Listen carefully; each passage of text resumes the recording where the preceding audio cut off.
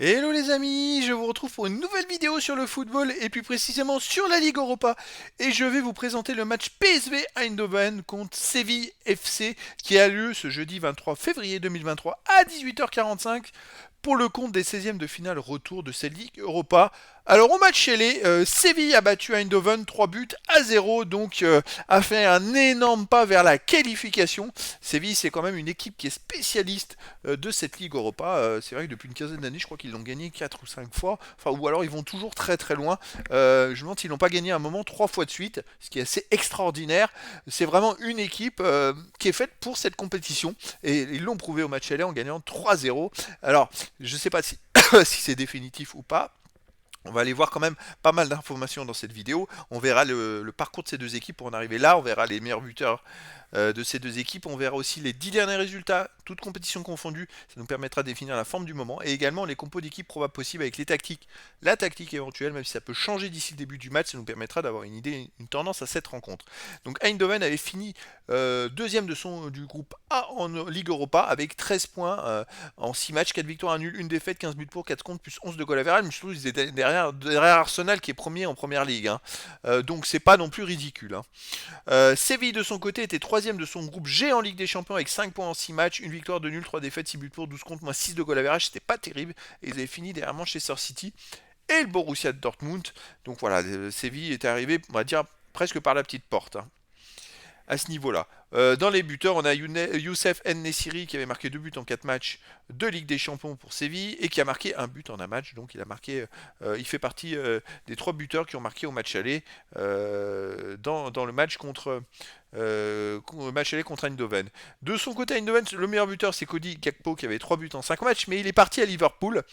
Donc il ne pourra pas être présent pour le match retour. Et donc ça peut être déjà un grand manque du pourquoi Eindhoven a perdu 3-0 au match aller en tout cas.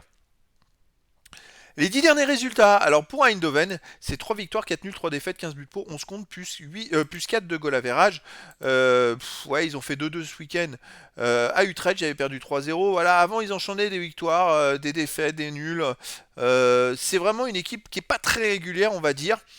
Et qui pourtant est resté sur un 6-0 contre Groningen, mais bon, il faut voir le niveau de l'adversaire en face. En tout cas, je pense qu'ils ont dû tomber des nues à Séville et bien se faire bouger pour perdre 3-0, et puis ça les a perturbés. Là, à Utrecht, ils ont fait que 2-2 en championnat. Pour moi, ça va être compliqué de faire un exploit. Des fois, on sent l'exploit, là, ça va être compliqué. Séville de son côté sur les 10 derniers matchs, c'est 6 victoires, 1 nul, 3 défaites, 15 buts pour, 9 contre, plus 6 de goal average. Ce week-end, ils ont fait un partout à Rayo Vallecano. On va regarder les matchs extérieurs. Ils avaient perdu quand même 3-0 à Barcelone le 5 février dernier. 2-1 à Osasuna. Ils avaient gagné 1-0 à la veille. Ils ont perdu 2-1 à Vérone. Ouais, voilà. Après, à part à Barcelone où ils ont pris 3 buts, à l'extérieur, c'est rare quand ils prennent plus de 2 buts, plus d'un but dans un match. Donc, puis là, c'est un match à enjeu. C'est leur truc, cette coupe-là. Ça va être compliqué pour Eindhoven. Hein.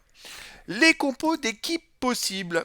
Alors, pour le PSV Eindhoven, gardien Benitez, défense Mene, Ramalho, Brandswaite, Van Aanholt, milieu de terrain Til Sangaré, Verman, attaquant Bakayoko, Luc De Jong et Xavi Simons. Donc c'est du 4-3-3.